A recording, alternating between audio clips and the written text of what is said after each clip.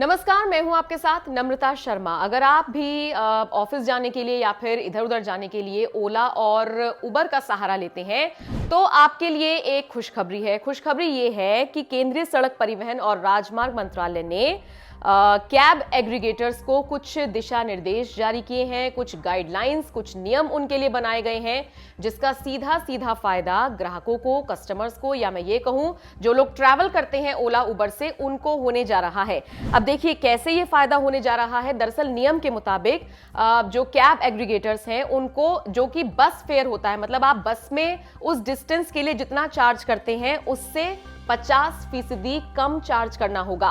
मतलब उदाहरण के तौर पर अगर आप कहीं के लिए बस पकड़ते हैं और आपको 50 रुपए देना होता है और उसी डिस्टेंस के लिए अगर आप ओला या उबर बाइक या ऑटो करेंगे तो आपको 50% कम चार्ज देना होगा। हालांकि बाइक में इसको किस तरीके से मैनेज किया जाएगा, ऑटो में किस तरीके से मैनेज किया जाएगा, इसको लेकर अभी और ज्यादा इस पर काम होना है, लेकिन फिलहाल नियम जारी कर दिए गए हैं कि 50% बस फेयर से कम चार्ज कैब एग्रीगेटर्स को लेना होगा। इसके अलावा कभी कभी आपने देखा होगा कि आपकी गलती की वजह से, या फिर कई बार आपकी गलती नहीं भी होती है और आपकी जो राइड होती है वो कैंसिल हो जाती है और उसके बाद कंपनियां आपके ऊपर इसका ठीकरा फोड़ देती हैं और अगली बार जब आप राइड बुक करते हैं तो आपको वो कैंसिलेशन फीस देनी पड़ती है। बहुत सारी ऐसी शिकायतें आती हैं, हमने और आपने की होंगी, तो अब इससे भी आपको निजात मिलने जा रही है। दरअसल कैंसिलेशन फीस में जो नियम में बदलाव किया गया है वो ये किया गया है, जो पूरा किराया था उसका 10% ही आपको देना होगा।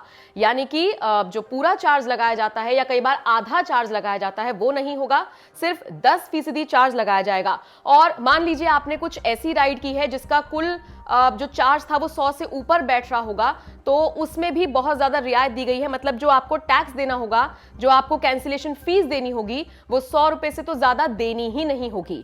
अच्छा, इसके अलावा ड्राइवर्स को यहाँ पर थोड़ी सी एक ड्रॉबैक उनको झेलना पड़ेगा। वो ये है कि जैसे आप भी कोई पूरा चार्ज पे करेंगे, उनको पूरे पैसे देंगे, तो 80% ड्राइवर रखेगा और 20% कंपनी रखेगी। पहले ये शेयर बहुत कम था, लेकिन इस शेयर को अब ज्यादा कर दिया गया है, जिसका सीधा सीधा असर ड्राइवर पर पड़ेगा और कंपनियों को इससे फायदा होगा।